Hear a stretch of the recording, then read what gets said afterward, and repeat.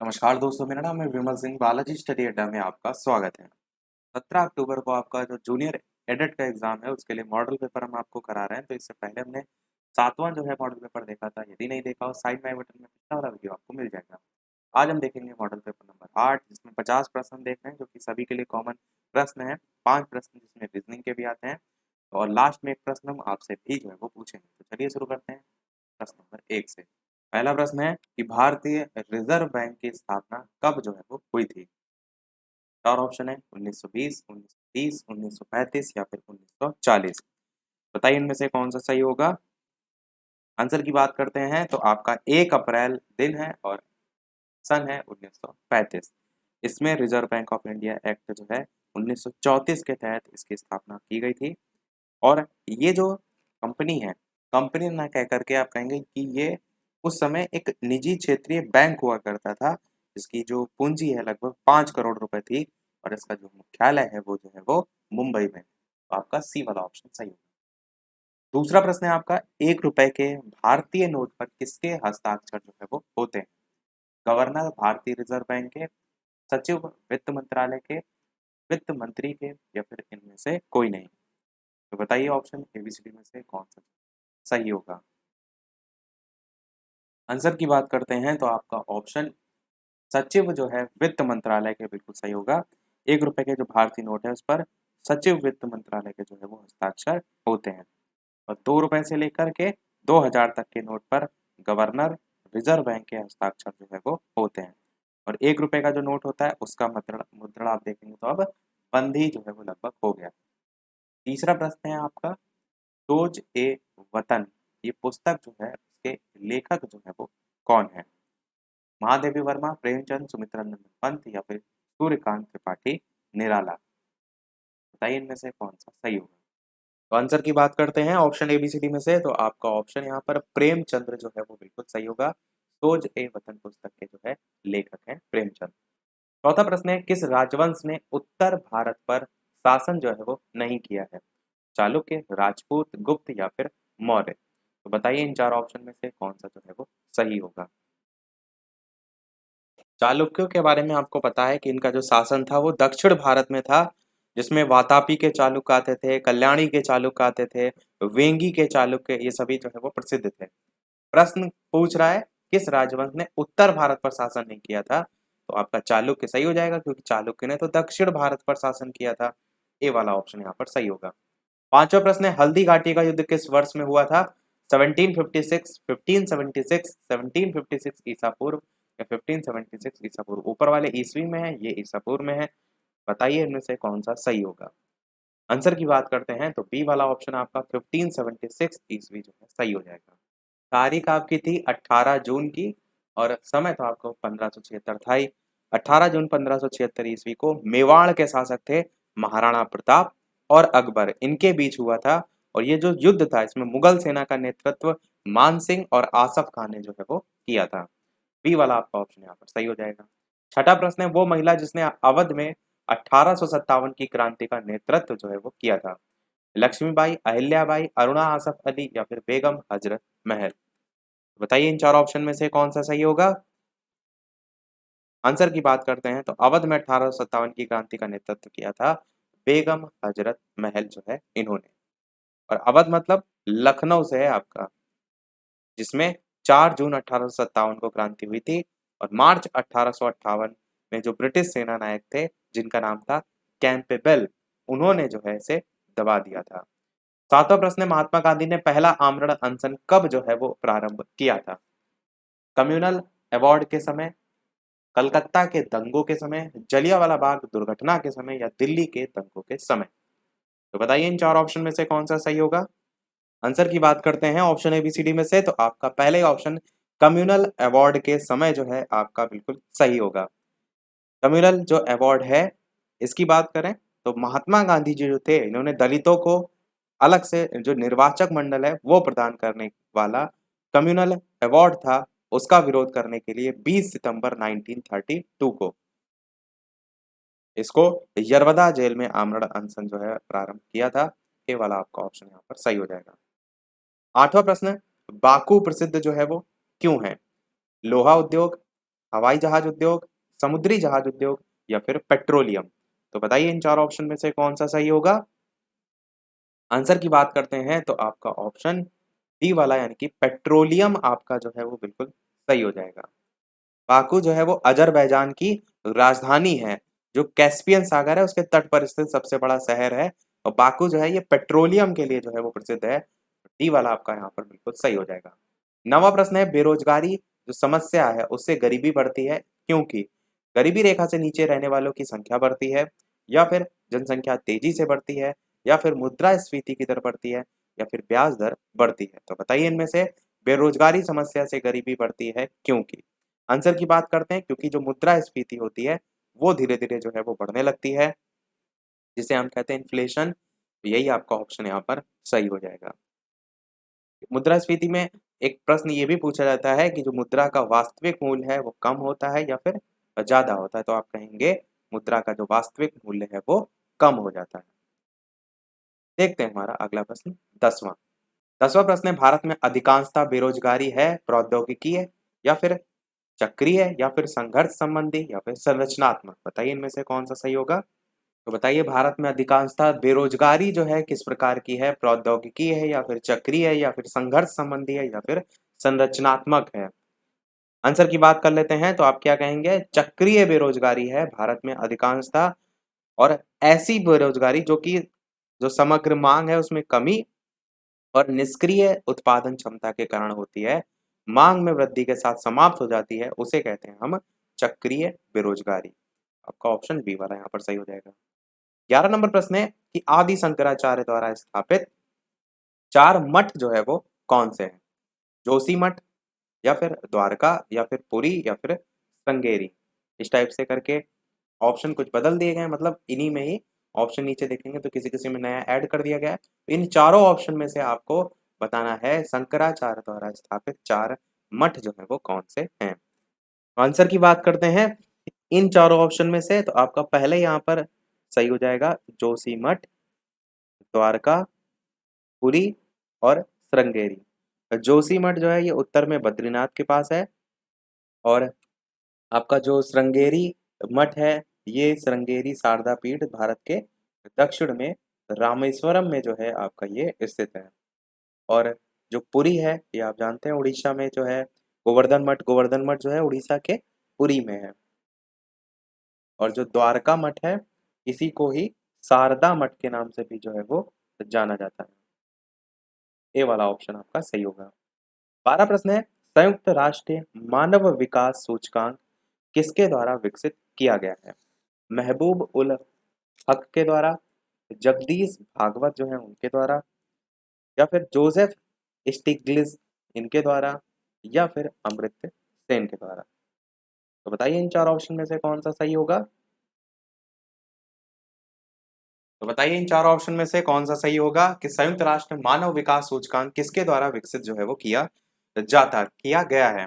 Answer की बात करते हैं इन चार ऑप्शन में से तो महबूब उल हक आपका सही होगा। इन्होंने संयुक्त राष्ट्र मानव विकास सूचकांक विकसित किया था, और ये जो है पाकिस्तानी अर्थशास्त्री हैं, कराची विश्वविद्यालय में माइक्रो इकोनॉमिक्स के प्रोफेसर भी रह चुके हैं।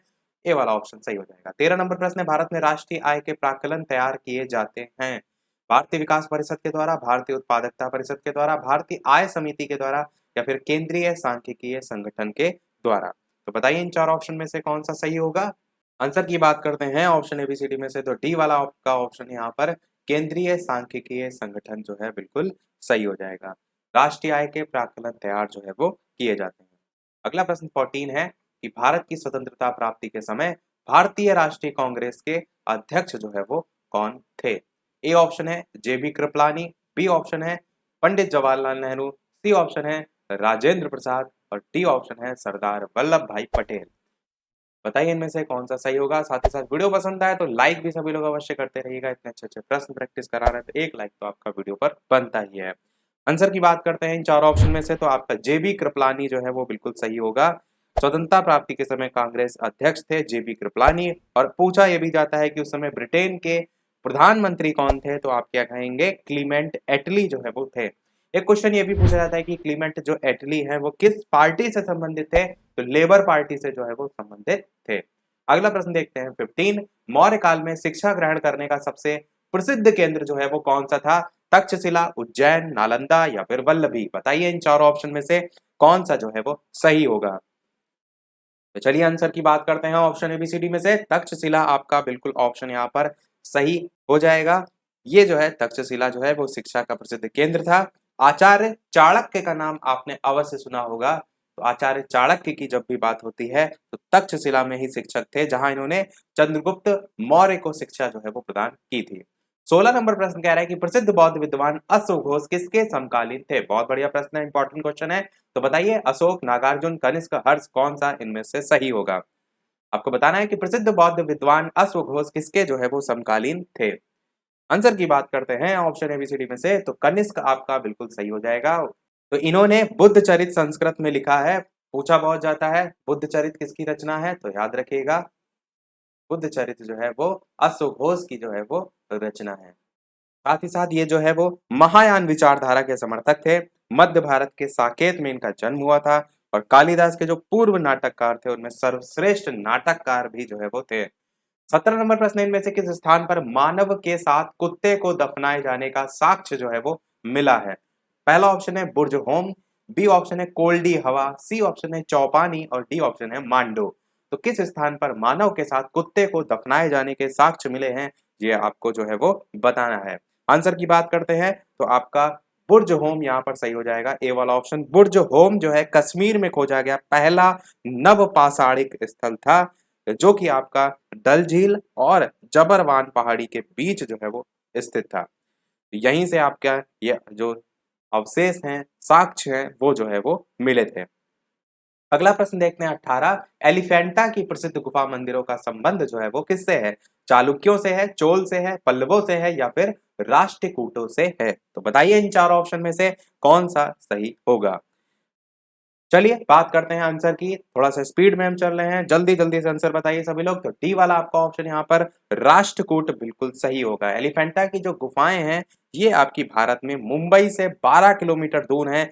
यहाँ पर 7 जो है टोटल गुफाएं हैं और ये भी पूछा जाता है कि जो मुख्य गुफा है उसमें टोटल कितने स्तंभ हैं, तो टोटल 26 जो है वो स्तंभ है, जिसमें जो शिव भगवान है उनको कई रूपों में जो है वो उकेरा गया है। इन गुफाओं का निर्माण की अगर बात करें किन शासकों के द्वारा किया गया, तो राष्ट्रकूटों के द्वारा जो है वो किया गया। तो त्रिमूर्ति भगवान शिव की मूर्ति यहाँ पर प्रसिद्ध है, अगर आप कभी घूमने जाएं तो देखिएगा अवश्य। अगला प्रश्न 19 कह रहा है कि संविधान का कौन सा अनुच्छेद दोष सिद्ध के संदर्भ में अभियुक्तों को दोहरे दंड एवं स्व अभिशंसन जो है उससे संरक्षण जो है वो प्रदान करता है? अनुच्छेद 19, 22, 21 या फिर 22 या फिर 20? बताइए इनमें से कौन सा सही होगा। तो बताइए ऑप्शन एबीसीडी में से। चलिए फिर आंसर की बात करते हैं। तो अनुच्छेद 20 आपका यहाँ पर जो है वो सही हो जाएगा। अनुच्छेद 20 स्वतंत्रता के अधिकार के अंतर्गत दोष सिद्धि के संदर्भ में जो अभियुक्त हैं उनको दोहरे दंड और जो स्व अभिशंसन है उससे संरक्षण प्रदान करता है। 20 प्रश्न कह रहा है कि भारतीयों के विरोध के कारण बंगाल को फिर से कब जो है वो एकीकृत किया गया? 1905, 1911, 1947 या 1971?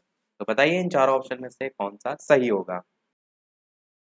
तो चलिए आंसर की बात करते हैं। तो आपका ऑप्शन एबीसीडी में से 1911 बिल्कुल सही हो जाएगा।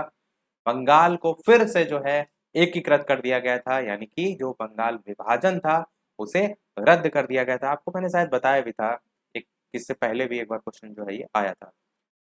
21 नंबर प्रश्न कह रहा है हुमायूं नामा का लेखक जो है वो कौन है? जेबुन्निसा, जहां आरा, गुलबदन बेगम, रोशन आरा? बताइए इनमें से हुमायूं नामा के लेखक जो है वो कौन है। तो आंसर की बात करते हैं ऑप्शन एबीसीडी में से। तो आपका ऑप्शन सी यहाँ पर गुलबदन बेगम जो है बिल्कुल सही हो जाएगा। गुलबदन बेगम कौन थे? तो बाबर की जो है वो पुत्री थी। बाबर की जो है वो पुत्री थी गुलबदन बेगम। समय 1523 से 1603 इसने हुमायूं नामा जो है वो लिखा है। 22 नंबर प्रश्न बेहद ही इंपॉर्टेंट है कि सर्वेंट्स ऑफ इंडिया सोसाइटी के संस्थापक जो है वो कौन थे? पहला ऑप्शन है मदन मोहन मालवीय, बी ऑप्शन है सरोजिनी नायडू, सी ऑप्शन है जस्टिस रनाडे और डी ऑप्शन है गोपाल कृष्ण गोखले। तो बताइए इन चार ऑप्शन में से कौन सा सही होगा। आंसर की बात करते हैं ऑप्शन एबीसीडी में से। तो आपका गोपाल कृष्ण गोखले यहाँ पर सही होगा। जिन्होंने सर्वेंट्स ऑफ इंडिया सोसाइटी की स्थापना की थी। कहाँ की थी? पुणे में की थी। और कहाँ की थी? महाराष्ट्र में की थी। ये सोसाइटी थी, इसका कार्य क्या था? तो शिक्षा, स्वास्थ्य, सफाई, सामाजिक बुराइयां, इन सभी के क्षेत्र में कार्य जो है वो किया था। 26 नंबर प्रश्न कह रहा है कि ब्रिटिश ईस्ट इंडिया कंपनी ने बंबई जो है वो किससे लिया था? डचों से लिया था, फ्रांसीसियों से लिया था, डेनिसों से लिया था, या फिर पुर्तगालियों से जो है वो लिया था? तो बताइए इन चारों ऑप्शन में से कौन सा जो है वो सही होगा। आंसर की बात कर लेते हैं ऑप्शन एबीसीडी में से, तो आपका ऑप्शन पुर्तगाली जो है यहाँ पर बिल्कुल सही हो जाएगा। 1668 ईस्वी में जो इंग्लैंड के सम्राट थे जिनका नाम था चार्ल्स द्वितीय, उनका विवाह हुआ था पुर्तगाल की राजकुमारी कैथरीन से, और उसके कारण चार्ल्स को दहेज के रूप में बंबई मिला था, और जिसे उन्होंने 10 पाउंड वार्षिक किराए पर ईस्ट इंडिया कंपनी को जो है वो दे दिया था। तो इस प्रकार से ब्रिटिश ईस्ट इंडिया कंपनी ने बंबई जो है वो पुर्तगालियों से जो है वो लिया था। तो ये पूरा जो है कहानी का विवरण हो जाएगा। 24 नंबर प्रश्न कह रहा है कि संसद की सम्मिलित बैठक की अध्यक्षता किसके द्वारा की जाती है? राज्यसभा के अध्यक्ष के द्वारा, प्रधानमंत्री के द्वारा, या फिर लोकसभा के स्पीकर के द्वारा, या फिर राज्यसभा में विपक्ष के नेता के द्वारा? तो बताइए कौन सा इन चारों ऑप्शन में से सही होगा। तो आंसर की बात करते हैं ऑप्शन एबीसीडी में से, तो आपका ऑप्शन लोकसभा के स्पीकर बिल्कुल सही हो जाएगा। बहुत बार ये क्वेश्चन रिपीट हुआ है, बहुत बार मैंने आपको बताया है कि संसद के संयुक्त अधिवेशन की अध्यक्षता लोकसभा का जो स्पीकर है, अध्यक्ष है, उसके द्वारा की जाती है। संविधान का अनुच्छेद है आपका 108, इसमें संसद के संयुक्त अधिवेशन की व्यवस्था है। प्रथम लोकसभा अध्यक्ष कौन थे? तो जीवी मावलंकर थे, वो भी अवश्य ध्यान रखिएगा। अगला प्रश्न देखते हैं आपका 25। 25 प्रश्न कह रहा है 1838 ईस्वी में स्थापित भारत का पहला राजनीतिक संगठन जो है वो कौन था? ब्रिटिश इंडिया सोसाइटी, बंगला ब्रिटिश इंडिया सोसाइटी, या फिर सेटलर्स एसोसिएशन, या फिर जमींदारी एसोसिएशन? बताइए इन चार ऑप्शन में से कौन सा सही होगा। तो 1838 का जो है वो टाइम यहाँ पर प्रश्न में दे रखा है। ये भी ध्यान रखिएगा, इसमें जमींदारी जो सभा थी, इसको जो है लैंड होल्डर्स सोसाइटी स्थापना, या जमींदारी डायरेक्ट एसोसिएशन भी आप कह सकते हैं, द्वारकानाथ टैगोर के प्रयासों से इसकी स्थापना हुई थी। ये पहली ऐसी राजनीतिक संस्था थी जिसका उद्देश्य था जमींदारों के हितों का संरक्षण करना। आपका डी वाला आंसर हो जाएगा। 26 प्रश्न कह रहा है कि महात्मा गांधी जी के राजनीतिक जीवन में इनमें से घटनाओं का सही क्रम आपको बताना है। चार घटनाएं हैं: चंपारण सत्याग्रह, अहमदाबाद मिल हड़ताल, खेड़ा सत्याग्रह, और असहयोग आंदोलन। आपको बताना है इनका क्रम जो है वो क्या होगा। 2 4 3 1, 1 3 2 4, 4 3 2 1, 3 4 2 1। तो चलिए आंसर की बात करते हैं। तो सबसे पहले आपका आएगा यहाँ पर चंपारण सत्याग्रह। सन इसका था 1917। तो ध्यान रखिए, सबसे पहले चंपारण आएगा। चंपारण के बाद आएगा खेड़ा सत्याग्रह। खेड़ा आपका आया था 1918 में। फिर आपका अहमदाबाद जो मिल मजदूर थे उनकी हड़ताल हुई थी, वो हुई थी कब? तो 1918 में हुई थी, और मार्च माह में हुई थी। पर इसके बाद यानी खेड़ा सत्याग्रह के बाद आपका जो है वो आया था, यहाँ पर एम करके लिख देते हैं, यानी कि मार्च 1918 में। और फिर असहयोग आंदोलन आया था आपका 1920 में। तो ये आपका क्रम हो जाएगा, यानी सबसे पहले चंपारण सत्याग्रह 1917, फिर खेड़ा सत्याग्रह 1918, यानी कि फिर अगला है अहमदाबाद मिल हड़ताल मार्च 1918, और सबसे लास्ट में आपका असहयोग आंदोलन 1920। आंसर आपका 1324 बी वाला जो है बिल्कुल सही हो जाएगा। 27 प्रश्न कह रहा है इनमें से कौन उदारवादी जो है वो नहीं था? फिरोज शाह मेहता, दादा भाई नौरोजी, गोपाल कृष्ण गोखले, या फिर बाल गंगाधर तिलक? तो बताइए इन चार ऑप्शन में से कौन सा सही होगा। तो बताइए इनमें से कौन सा जो है वो सही होगा। चलिए आंसर की बात करते हैं। तो आपका बाल गंगाधर तिलक, डी वाला ऑप्शन सही होगा, जो कि उदारवादी जो है वो नहीं थे। बाल गंगाधर तिलक, आपने 3 नाम सुने होंगे, लाल, बाल, पाल, ये सभी उग्रवादी दल के नेता में जो है वो आते थे, और इन्होंने मराठा और केसरी पत्रिका का प्रकाशन किया है, वो भी पूछा जा सकता है। अगला प्रश्न देखते हैं 28, कि माना दर्रा जो है वो स्थित है? आपको बताना है उत्तर प्रदेश में, उत्तराखंड में, जम्मू कश्मीर में, या फिर हिमाचल प्रदेश में? कौन सा इनमें से सही होगा। तो ऑप्शन एबीसीडी में से आंसर की बात करते हैं, तो माना दर्रा जो है आपका स्थित है उत्तराखंड में। बी वाला आपका ऑप्शन यहाँ पर सही होगा। माना दर्रा जो है ये नंदा देवी जो जैव मंडल रिजर्व है उसके अंदर स्थित है, और जो जास्कर पर्वतमाला श्रेणी है उसके पूर्व में जो है वो स्थित है।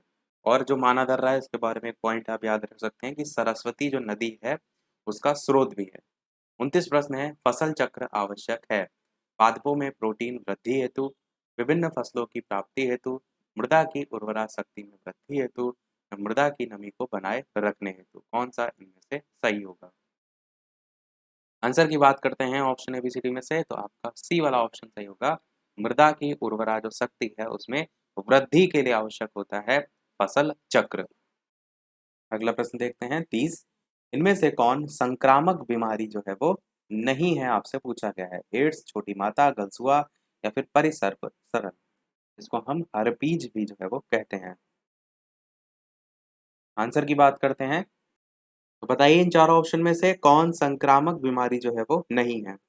चलिए आंसर की बात करते हैं, तो आपका एड्स यहाँ पर सही हो जाएगा। एड्स एक विषाणु जन्य रोग होता है जो कि एचआईवी के द्वारा जो है वो होता है। एचआईवी की फुल फॉर्म होती है human immunodeficiency virus. AIDS रोग जो है इसका जो विषाणु होता है वो रुधिर आदान हो गया या फिर आदान प्रदान किया जाता है, या फिर जो सिरिंज होती है संदूषित उसके द्वारा फैलता है। वो सारी चीजें तो आपको पता ही है। 31 प्रश्न है, इनमें से कौन सा जैविक मूल का है? मूंगा, पन्ना, माणिक, या फिर पुखराज, बताइए इनमें से कौन सा जैविक मूल का जो है वो है। तो चलिए आंसर की बात करते हैं, तो आपका मूंगा यहाँ पर जिसे हम कहते हैं कोरल, मूंगा की चट्टान आपने सुना होगा, कोरल रीफ, ये जैविक मूल मूल जो है उसके अंतर्गत आता है। और जो मूंगा है ये किस प्रकार के समुद्री जीव में आता है? तो ये आपका सिलेंट्रेटा जो है उसका एक समुद्री जीव है।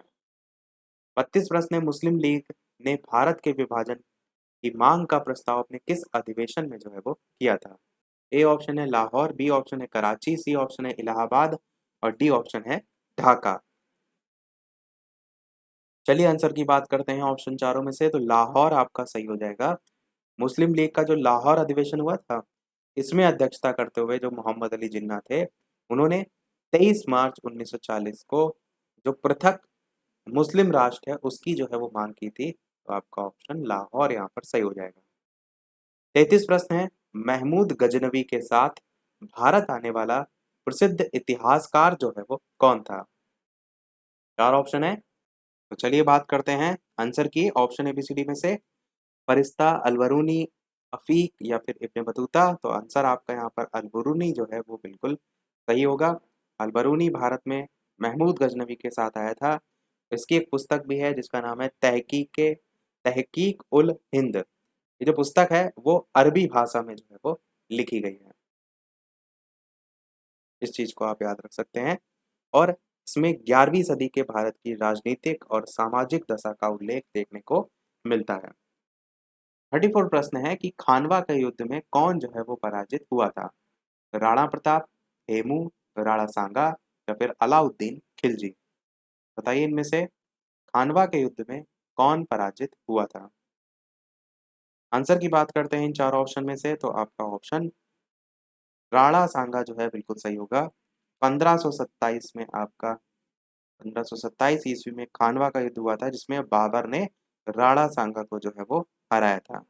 और बाबर ने इसमें तमगा कर ना लेने, शराब ना पीने, इन सभी की घोषणा भी जो है वो की थी।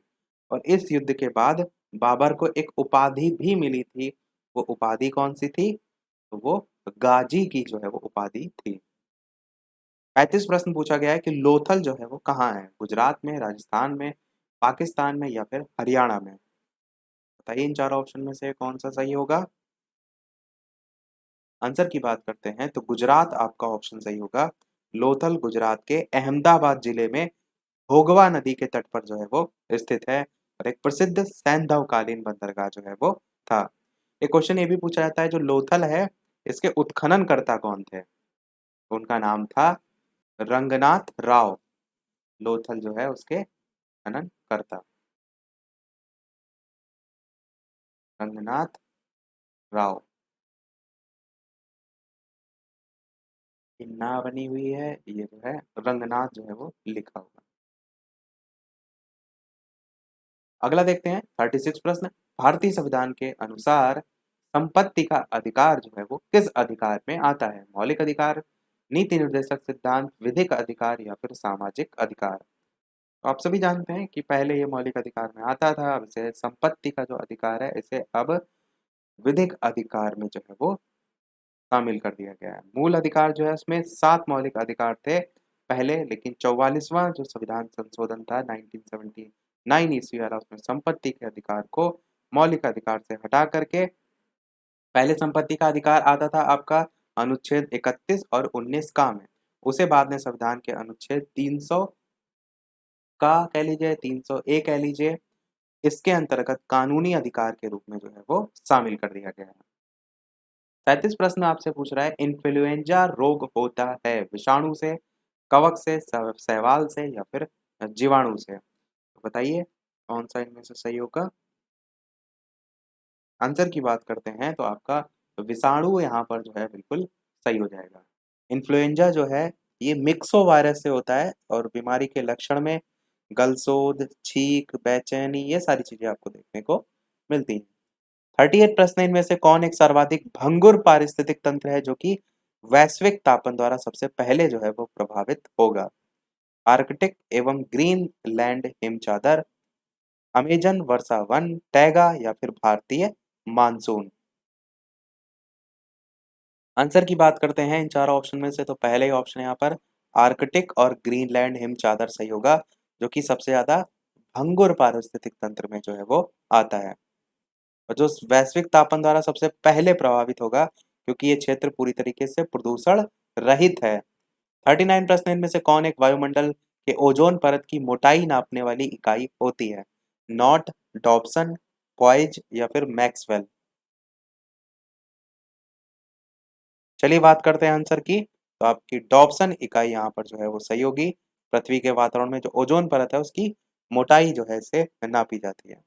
डॉप्सन इकाई जो है वो गार्डन जो है उनके नाम पर रखी गई थी, जो कि ऑक्सफोर्ड यूनिवर्सिटी में एक रिसर्चर जो है वो थे। इन्होंने सबसे पहले पृथ्वी की जो सतह है उससे कुल ओजोन की मात्रा ज्ञात करने का एक यंत्र था 1920 में डॉप्सन ओजोन स्पेक्ट्रोफोटोमीटर जो है वो बनाया था, तो उन्हीं के नाम पर डॉप्सन जो है इसका नाम रख दिया गया। 40 प्रश्न, भारत का सबसे बड़ा जलप्रपात जोग प्रपात किस नदी पर जो है वो है?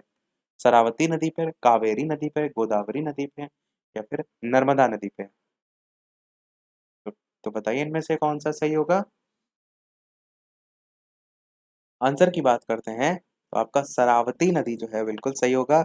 जोग प्रपात जो है महाराष्ट्र और कर्नाटक की जो सीमा है उस पर शरावती नदी पर जो है वो बना हुआ है। तो ये 4 छोटे-छोटे जो प्रपात हैं उनसे मिलकर बना हुआ है। इसका जो जल है वो 250 मीटर की ऊंचाई से गिरकर आप कह सकते हैं बहुत सुंदर दृश्य बनाता है, और इसका एक और नाम है जिसका नाम है जोरसोप्पा करके। तो वैसे तो आपको यही नाम देखने को मिलता है। 41 प्रश्न है, भारत का इनमें से कौन सा एक प्राकृतिक बंदरगाह नहीं है? कोचीन, मुंबई, विशाखापत्तनम या चेन्नई?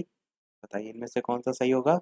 तो आपसे कौन सा प्राकृतिक बंदरगाह नहीं है ये पूछा गया है। चलिए आंसर की बात करते हैं, तो चेन्नई आपका सही होगा। चेन्नई एक कृत्रिम बंदरगाह है, ये प्राकृतिक बंदरगाह नहीं है। और मुंबई आपका देश का सबसे बड़ा बंदरगाह है। विशाखापत्तनम एक प्राकृतिक बंदरगाह है। अगला देखते हैं 42 प्रश्न, हमारे जलमंडल का सबसे बड़ा भाग जो है वो किस महासागर में है? अटलांटिक, हिंद, प्रशांत या फिर अंटार्कटिक? बताइए कौन सा सही होगा। जो सबसे बड़ा महासागर है वही बिल्कुल सही हो जाएगा, बिल्कुल प्रशांत महासागर आपका जो है वो सही हो जाएगा।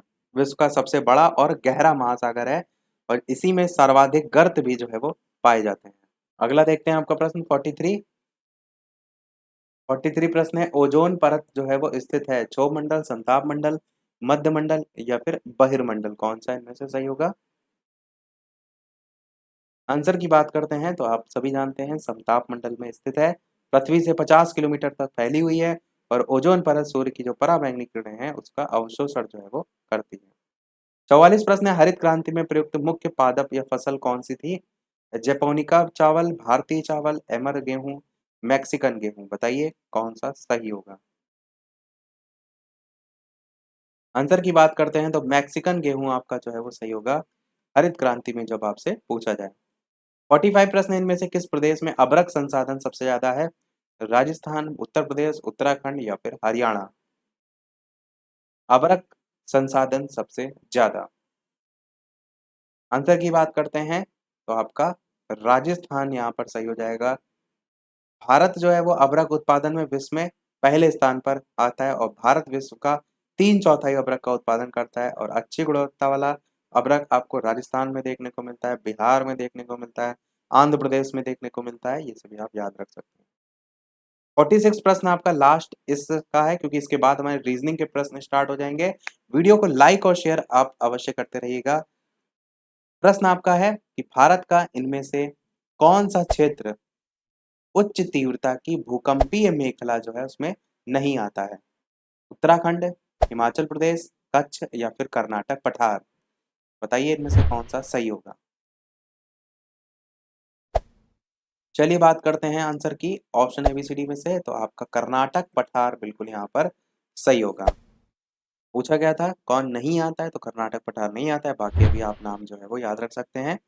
कर्नाटक पठार में उच्च तीव्रता का भूकंप जो है वो नहीं आता है। एक पॉइंट और याद रख सकते हैं आप कि जो प्रायद्वीपीय भारत है ना, उसको भूकंप से सुरक्षित जो है वो माना गया है। 47 से प्रश्न आपके रीजनिंग के हैं, 3 ही प्रश्न रीजनिंग के हैं कि 9:80 है समानुपात 100 अनुपात क्या होगा? 4 ऑप्शन है, बताइए इनमें से क्या जो है वो होगा। 9:80 समानुपात 100 अनुपात जो है वो क्या होगा? अब आप देखिए 9 से 80 किस टाइप से आपका आ रहा है। आप जानते हैं 9 से 80 जाने के लिए 9 का स्क्वायर आप करेंगे 81 होगा, और उसमें से एक घटा दिया जाए तो 80 आ जाएगा।